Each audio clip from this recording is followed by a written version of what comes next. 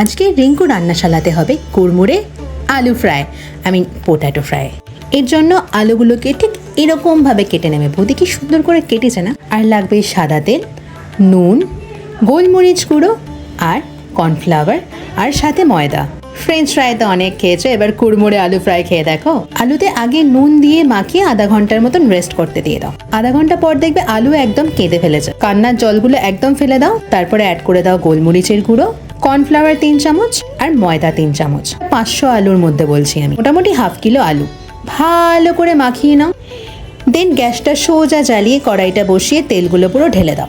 তেলটা কিন্তু অনেকটা লাগবে, কারণ তেলে ওকে সুইমিং করতে হবে, নইলে কিন্তু ভাজাটা প্রপার হবে না।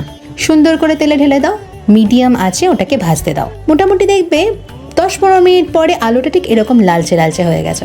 ব্যাস, তারপরে ঢেলে নাও। পারলে টিস্যু পেপারের মধ্যে ফেলে রেখো, তাহলে এক্সেস তেলটা যেটা আছে ওটা অ্যাবজর্ব হয়ে যাবে।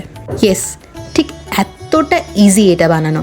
বাইরের ভুলভাল তেলে ফ্রেঞ্চ ফ্রাই খাওয়ার থেকে ঘরে কুড়মুড়ে আলু ভাজা খাওয়া is far better than that. পেট বি খুশ, মন বি খুশ। সসের মধ্যে চুবিয়ে ব্যাস খপ করে খেয়ে নাও। গরম গরম কুড়মুড়ে পোট্যাটো ফ্রাই দিয়ে দিলাম ছোদ্দাকে, অ্যান্ড ছোদ্দা খেয়ে তো মুগ্ধ।